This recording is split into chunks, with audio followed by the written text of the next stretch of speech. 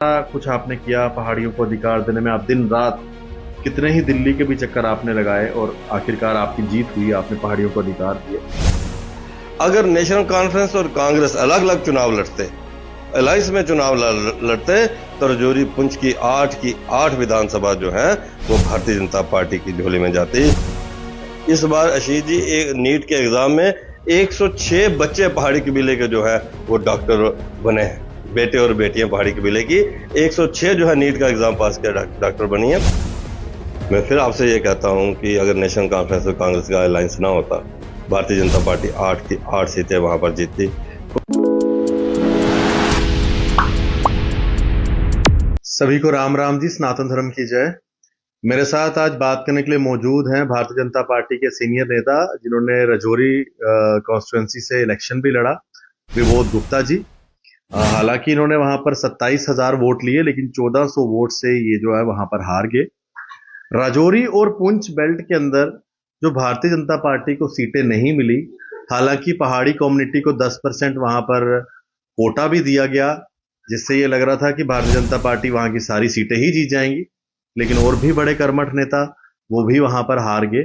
कारण क्या रहा, आज हम इस सब के ऊपर बात करेंगे विबोध जी के साथ, क्योंकि विबोध जी पहले व्यक्ति हैं जिन्होंने पहाड़ियों के इस मुद्दे को लेकर दिल्ली तक आवाज उठाई। पहाड़ी नेताओं को दिल्ली में अमित शाह जी से मिलवाया, मोदी जी से मिलवाया, राजनाथ सिंह जी से मिलाया और बीजेपी की टॉप लीडरशिप से मिलवाया, ताकि उनको समझ आ सके कि पहाड़ियों के क्या अधिकार है और क्यों उन्हें जो है रिजर्वेशन मिलनी चाहिए। विबोध जी, ये सारा कुछ आपने किया पहाड़ियों को अधिकार देने में। आप दिन रात कितने ही दिल्ली के भी चक्कर आपने लगाए और आखिरकार आपकी जीत हुई, आपने पहाड़ियों को अधिकार दिए। लेकिन राजौरी पुंछ में हार का कारण क्या रहा, जबकि पहाड़ी इस अधिकार को लेने के बाद तो उनको दिल खोल के वोट देने चाहिए थे। धन्यवाद आशीष जी। सबसे पहले मैं अपनी रजौरी विधानसभा के मेरे जो वोटर हैं, जिन्होंने मुझे वोट किया, भारतीय जनता पार्टी को वोट किया, रजौरी जैसी विधानसभा में 27,500 वोट भारतीय जनता पार्टी ने वहां पर लिए। यह अपने आप में इतिहास है। इस 27,500 वोट में से 4,500 वोट जो है वो मुस्लिम भी हमको मिले, जिसमें पहाड़ी भी थे, गुज्जर भी मिले हमें वोट। उसके साथ साथ 90% हमें वहाँ हमारा ट्रेडिशनल जो हिंदू वोटर है, 90% वोट वो हमें मिला। 23,000 के करीब हमें वहां पर हिंदू वोट मिला और 4,500 के करीब मुस्लिम वोट मिला। ये इतिहास है, ये ऐतिहासिक है।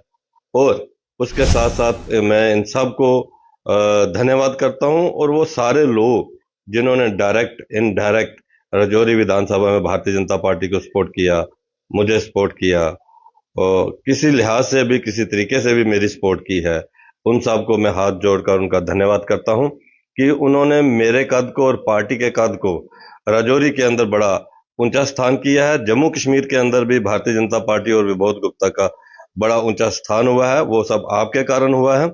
और उसके साथ साथ मैं बधाई और शुभकामनाएं जनाब इफ्तिकार अहमद साहब को देना चाहूंगा, जो वहां से जीते हैं। वो मैं उनको बधाई और शुभकामनाएं दूंगा और इसके साथ आशा करूंगा कि वो सबके साथ सबको लेकर चलेंगे, सबका ख्याल रखेंगे।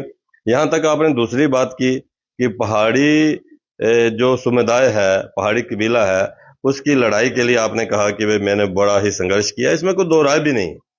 मैं असेंबली में जब बतौर एमएलसी गया, तभी से मैंने इसकी शुरुआत की और आज चलते चलते ये हुआ कि हमारे माननीय गृह मंत्री अमित शाह जी जो है, उन्होंने जब हमारे डेलीगेशन मिले तो उन्होंने कहा कि पहाड़ियों के साथ इंसाफ होगा और पहाड़ियों को एसटी का दर्जा मिला।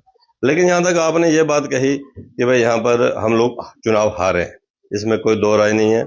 रजौरी पुंछ के अंदर 8 विधानसभा सीटों में से 1 विधानसभा की सीट जो है भारतीय जनता पार्टी ने जीती और 7 विधानसभा सीटें हैं वहां पर हारे हैं वहां पर। लेकिन ये इसका मतलब ये नहीं है कि रजौरी पुंछ के अंदर पहाड़ी कबीले के लोगों ने वोट नहीं किया। ये ठीक बात है कि वहां अलायंस था, नेशनल कॉन्फ्रेंस और कांग्रेस का अलायंस था। अगर नेशनल कॉन्फ्रेंस और कांग्रेस अलग अलग चुनाव लड़ते, अलायंस में चुनाव लड़ते, तो रजौरी पुंछ की 8 विधानसभा जो है वो भारतीय जनता पार्टी की झोली में जाती। आशीष जी, आप अगर आप देखेंगे, आप नजर दौड़ाएंगे, आप देखेंगे कि हमने दरहाल जो थनामड़ी विधानसभा है, हमारे माननीय इकबाल मलिक साहब वहां से चुनाव लड़े, 26,000 से ज्यादा वोट जो है हमने वहां पर लिए हैं। उसी तरीके से जो हमारा थना में आपने सुरनकोट से हमारे पहाड़ बड़े कद के पहाड़ी नेता जो आज हमारे मध्य में नहीं रहे, हमारे मुश्ताक बुखारी साहब, वो उन्होंने 20,000 से ज्यादा वोट जो है वहां पर लिए। ऐसे ही हमारे मेंढर से हमारे जो है मुर्तजा खान साहब एक्स MLC, उन्होंने बहुत ज्यादा वोट लिया। हम ये नहीं कह सकते हैं कि हमको वोट नहीं मिला है, हम ये कह सकते हैं कि नेशनल कॉन्फ्रेंस और कांग्रेस के अलायंस के चलते हम लोग राजौरी पुंछ में हारे हैं, नहीं तो 8 की 8 विधानसभा सीटें भारतीय जनता पार्टी की झोली में जाती। हाँ, एक बात जरूर मैं कहूंगा, जिस ढंग से पहाड़ी कबीले को वो जो 40 वर्षों से अपनी पहचान ढूंढ रहे थे, गली गली घूम रहे थे हम लोग कि हमें पहचान दी जाए, हमारे साथ इंसाफ किया जाए, हमारे बच्चों के साथ इंसाफ किया जाए, और वो इंसाफ माननीय गृह मंत्री अमित शाह जी और भारतीय जनता पार्टी माननीय प्रधानमंत्री नरेंद्र भाई मोदी जी के हाथों हुआ।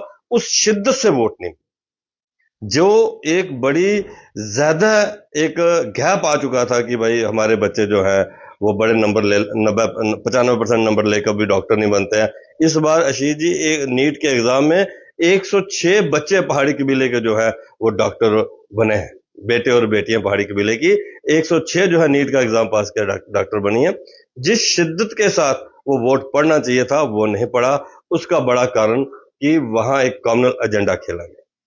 वहां राजौरी पुंछ के अंदर एक कोशिश की गई कि बीजेपी के उम्मीदवारों को हराया जाए, और उसके लिए बड़ी ताकत लगी, एक ऐसी ताकत लगी कि जिस ताकत ने एक बड़ी, मैं कहता हूं, आप देखिए नेशनल कॉन्फ्रेंस के बड़े नेताओं ने जो है वो वहां पर जो बयान दिए, उन्होंने कहा कि भाई जो मुसलमानों का दुश्मन है हम उनके साथ सरकार थोड़ा बना सकते हैं। ये ऐसे बयान भी यहाँ पर हमारे नेशनल कॉन्फ्रेंस के बड़े नेताओं ने दिए। और उसके साथ साथ उन्होंने पता नहीं, ना जाने आपने अगर आप उनकी स्पीचें खोलेंगे नेशनल कॉन्फ्रेंस के जो बड़े नेता हैं, किस ढंग से उन्होंने इस चुनाव को कॉमलाइज किया, जिसके कारण जितना पहाड़ी कबीले का वोट जीत के लिए हमें मिलना चाहिए था वो नहीं मिला है। इसका मतलब बिल्कुल नहीं है कि राजौरी और पुंछ के अंदर 2 लाख से ज्यादा वोट जो है वो हमको मिला है, पहली बार मिला है। देश की आजादी के बाद जितने भी चुनाव हुए उन चुनावों में राजौरी पुंछ के अंदर पहली बार जो है इतना ज्यादा वोट परसेंटेज बढ़ी है, इतना वोट मिला है, और पहली बार इतने बड़े कद के नेताओं ने वहां पर चुनाव लड़ा है। भारतीय जनता पार्टी की टिकट के ऊपर मुश्ताक बुखारी साहब जी ने चुनाव लड़ा, इकबाल मलिक जी ने चुनाव लड़ा, जुल्फकार चौधरी जी ने चुनाव लड़ा, वहां पर हमारे मुर्तजा खान जी ने चुनाव लड़ा, वहां हमारे गनी चौधरी जी ने जो है चुनाव लड़ा, बड़े बड़े नेताओं ने चुनाव लड़ा और बड़ा बड़ा वोट लिया। सिर्फ 2 बातें हुई, एक अलायंस के कारण हम हारे, दूसरा नेशनल कॉन्फ्रेंस और उनके जो कम्युनल एजेंसीज काम कर रही थी उन्होंने इस मुद्दे को कमलाइज कर दिया। हमने बताया कि पहाड़ी कबीले को हमने ST दिया, गुजर बकरवाल समाज की इंटर डिस्ट्रिक्ट रिक्रूटमेंट बैन को हमने हटाया, वहां पर फॉरेस्ट प्रोटेक्शन राइट दिए। हमने जो चुनाव लड़ा माननीय प्रधानमंत्री नरेंद्र भाई मोदी जी की गरीब कल्याणकारी योजनाओं को लेकर वहां पर चुनाव लड़ा।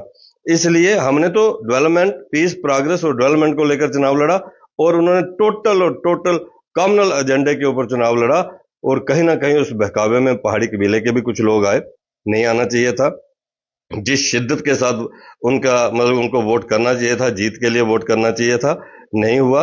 लेकिन फिर भी बहुत ज्यादा पहाड़ी कबीले का वोट भारतीय जनता पार्टी को मिला। मैं सोशल मीडिया में देख रहा था, क्योंकि अब क्या है कि डिस्कशन हो गई है, मिला नहीं मिला। आप मेरे पास आप इंटरव्यू में आपको दे रहा हूं, मेरी राजौरी की सीट के ऊपर बात करने के बजाय आप सीधा आपने भी मुझे राजौरी पुंछ और पहाड़ी कबीले के ऊपर मुझे टारगेट किया। ये सब चल रहा है, और उसमें यह भी कहा जा रहा है कि भाई पहाड़ी कबीला जो है वो, कुछ लोग ऐसा भी कह रहे हैं कि पहाड़ी कबीला जो है वो कोई बीजेपी का गुलाम नहीं है। बिल्कुल नहीं, ऐसी बात ना ही होनी चाहिए, और इस किस्म की बातें अच्छी भी नहीं है। भारतीय जनता पार्टी माननीय प्रधानमंत्री नरेंद्र भाई मोदी जी सबका साथ, सबका विकास और सबके विश्वास की बात करते हैं। जब गुजर बकरवाल समाज के साथ इंसाफ हुआ, वेस्ट पाक रिफ्यूजीज के साथ इंसाफ हुआ, OBC समाज के साथ इंसाफ हुआ, गोरखा वाल्मीकि समाज के साथ इंसाफ हुआ, तो पहाड़ी कबीले के साथ भी इंसाफ हुआ। यह पहाड़ी कबीले को तय करना था कि जिस पार्टी ने हमारे साथ इंसाफ किया हम उनको वोट करना है कि नहीं करना। हमने वोटों की राजनीति के लिए पहाड़ी कबीले के साथ इंसाफ नहीं किया। वो माननीय प्रधानमंत्री नरेंद्र भाई मोदी जी ने साफ कहा था कि 70 वर्षों में नेशनल कॉन्फ्रेंस और कांग्रेस ने जो इनजस्टिस किया उसको लेकर। लेकिन फिर भी मैं अपनी विधानसभा में जरूर आना चाहूंगा। मेरी विधानसभा के अंदर 45% वोट जो है, 45% वोट नेशनल कॉन्फ्रेंस, कांग्रेस और PDP ने दिया। PDP ने सरेंडर कर दिया, पीडीपी ने अपना वोट जो है कांग्रेस को शिफ्ट कर दिया। उन्होंने कुल मिलाकर 45% वोट लिया आशीष जी। नेशनल कॉन्फ्रेंस, कांग्रेस और पीडीपी ने कुल मिलाकर 45% वोट लिया, और भारतीय जनता पार्टी और उनके उम्मीदवार के नाते हमने वहां 43% वोट लिया। 27,500 वोट हमने लिया है। 703 वोटों की कमी हमको रह गई। वो जो पीडीपी ने सरेंडर कर दिया और जो एक कॉमनल एजेंडे के ऊपर काम हुआ, जिस ढंग से मैं आपको, अगर आप कहें कि चुनाव की जीत के बाद जब ये चुनाव वहां पर जीते और जीतने के बाद जो वहां पर विजय जुलूस निकला कांग्रेस का जो विजय जुलूस निकला, आप देखिए रहा, मैं एक आपको दिखाना चाहता हूं कि आप देखिए कि उस कॉमनल जुलूस के अंदर उनके नारे लग रहे हैं। कहीं कार जिंदाबाद के नारे नहीं लगे, कहीं कांग्रेस जिंदाबाद के नारे नहीं लगे, कहीं राहुल गांधी जिंदाबाद के नारे नहीं लगे। जो नारे लग रहे हैं वो आपके सामने हैं। मैं ये आपको बताना चाहता हूं, इससे कॉमनल एजेंडा, जो कांग्रेस का कॉमनल एजेंडा था, नेशनल कॉन्फ्रेंस का कॉमनल एजेंडा था, उस एजेंडे के ऊपर, क्यों जीत के बाद तो जीत का जश्न होना चाहिए था। जो शब्द वहां बोले गए, और हमारे कांग्रेस के उम्मीदवार जो हैं, जो जीते हैं, हमारे एमएलए हैं, उन्होंने कहीं इनको कंट्राडिक्ट नहीं किया कि ये मेरे लोग नहीं थे, इन लोगों ने जिन्होंने नारे लगाए हैं ये मेरे लोग नहीं थे, ये कांग्रेस नेशनल कॉन्फ्रेंस के लोग नहीं थे जिन्होंने जीत के जश्न में इतना जहर जो है वो वहां पर गोला है ये। लेकिन मैं इतना जरूर कहना चाहूंगा, मैं सल्यूट करता हूं वहां पर भारतीय जनता पार्टी के कार्यकर्ताओं का, आम जनता का, वहां के मुस्लिम समाज का, कि इतनी कॉमनल सिचुएशन के अंदर भी 4,500 से 5,000 वोट जो है उन्होंने मुझे वोट दिया है। मैं आपके माध्यम से वादा करता हूं रजौरी विधानसभा के रहने वाले सब लोगों का, रजौरी पुंछ की 8 विधानसभा के रहने वाले लोगों का, हम सब उनके लिए लड़ेंगे, उनके हकों के लिए लड़ेंगे। एक लड़ाई जो है, जो हक रह गए हैं उसके लिए भी हम लड़ेंगे। डेवलपमेंट भी हम अपने इलाके के अंदर करवाएंगे, और हर किस्म का काम जो है वो हम वहां पर करवाएंगे। वो भी आपने जो एक जिक्र किया ना कि अब वो उनकी मर्जी थी वोट देना है कि नहीं देना, हमने वोटों के लिए उनको अधिकार नहीं दिए थे। लेकिन आपने पीओजे के अपने वेस्ट पाकिस्तानी रिफ्यूजीज की भी बात की। उन्होंने तो कहा था कि हमें जो अधिकार देगा हम उनके साथ हैं।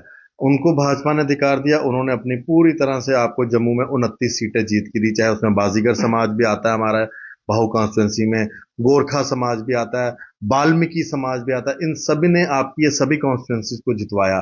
क्या पहाड़ियों को भी इतना थोड़ा सा रहना चाहिए था कि अधिकार तो भाजपा ने ही दिए, अगर 70 सालों में उनकी ये बात नहीं सुनी तो पहले एनसी ने क्यों नहीं सुनी? कांग्रेस की यूपीए 1 रही, यूपीए 2 रही, उनको अधिकार क्यों नहीं दिए? आपकी सरकार ने शुरुआत में ही कहा था कि हम देंगे पहाड़ियों को अधिकार, और अपने टेन्योर में वो वादा पूरा किया मोदी जी ने। तो क्या ये फर्ज नहीं बनता था, मतलब कि आप कह दीजिए कि ये वोटों की राजनीति के लिए नहीं किया, लेकिन क्या उनका फर्ज नहीं बनता था कि बदले में एक वोट ऑफ थैंक्स की जगह आपको कॉन्स्टिट्यूंसी जीत के दे देते? आशीष जी, मैंने पहले आपसे कहा कि ये नहीं कहा, हम कह सकते कि पहाड़ियों ने वोट नहीं दी। मैं फिर आपसे ये कहता हूं कि अगर नेशनल कॉन्फ्रेंस और कांग्रेस का अलायंस ना होता, भारतीय जनता पार्टी 8 की 8 सीटें वहां पर जीतती। कोई ऐसी विधानसभा नहीं है जिसमें हमने 20,000 से कम वोट लिए हैं। ये अपने आप में इतिहास है। हाँ, वो बात पहली जो है मैं फिर दोहराऊंगा, उस शिद्दत के साथ, उस शौक के साथ कि हमारे बच्चों के साथ इंसाफ किया है भारतीय जनता पार्टी ने, जीत की तरफ जो है उस लक्ष्य को लेकर जो है वोटिंग नहीं हुई, वो थोड़ा सा कष्ट है। बाकी अगर एनसी कांग्रेस मिलकर चुनाव ना लड़ती तो भारतीय जनता पार्टी की निश्चित 8 की 8 सीटें वहां पर जीती गई थी। पहाड़ियों ने भी वोट किए हैं, गुज्जर बकरवाल समाज ने भी वोट किया है, हिंदू ने भी वोट किया। वो अलायंस तो सर यहाँ पे 29 सीटों पे भी था जो आपने जीता है, वो भी तो भाजपा ने जीती है। तो अलायंस का तो एक एक्सक्यूज हो नहीं सकता, क्योंकि अलायंस को तो आप मानते नहीं थे कि भाई अलायंस क्या करेगा जब बीजेपी वहां पर लड़ रही है। नहीं, हमारे रजौरी पुंछ की पोजीशन डिफरेंट है ना। देखिए ना, सुरन कोट में अगर हम देखेंगे तो वहां ट्रेडिशनल जो बीजेपी का हिंदू वोटर है वो कितना है? 1%, 1.5%। मेंढर में 4% है, 5% है। पुंछ में 13-14% है। बुद्धल में भी 13-14% है, और रजौरी में 35% है, और थन्ना मंडी विधानसभा में भी 1% के करीब है। आप इस बात को देखें ना, जो वोट हमको मिला वो कौन सा मिला? तो वहां पर अच्छे, हाँ, वो वोट मिला ना, वोट मिला ना। कहीं 20 मिला, कहीं 19 मिला, कहीं 26 मिला, कहीं 23 मिला। ये नहीं कि वोट नहीं मिला है। मैं ये बात कह रहा हूं कि हमें इस बात को समझना होगा कि भाई वहां वोट परसेंटेज बहुत ज्यादा बड़ी है। इसलिए मैं अलायंस की बात कर रहा हूं, क्योंकि अगर अलायंस ना होता तो कांग्रेस भी 17-18 पे रुकती, नेशनल कॉन्फ्रेंस भी 17-18 पे रुकती और भारतीय जनता पार्टी की लीड होती और आठ विधानसभा भारतीय जनता पार्टी की झोली में जाती। चलिए जी, बहुत बहुत शुक्रिया। लेकिन इस पूरे सिनेरियो में भाजपा को एक तो सीख मिली गई कि भाई इलेक्शन से पहले अगर आप कुछ इस तरह की चीज देते भी हैं तो वो जरूरी नहीं है कि आपके फेवर में ही वो एक बहुत बड़ी सीख मिली है भाजपा को। और उसके ऊपर मुझे लगता है कि भाजपा की पूरी कोर ग्रुप जो है, पूरी भाजपा संगठन जो है पूरा का पूरा इस पे एक मंथन भी करेगा। लेकिन एक बात ये भी सच है कि जनरल कैटेगरी का 10% कोटा काट भी लिया, लेकिन फिर भी जनरल कैटेगरी के लोगों ने खास करके जम्मू संभाग में 29 सीटें भाजपा को फिर भी दी। अपनी राय जरूर रखिएगा। ये वीडियो के माध्यम से हम किसी कम्युनिटियों के बीच में डिवाइड नहीं डाल रहे हैं, लेकिन जो सच है वो आपके सामने वोटों के आंकड़े से सामने आ गया। धन्यवाद जी, राम राम।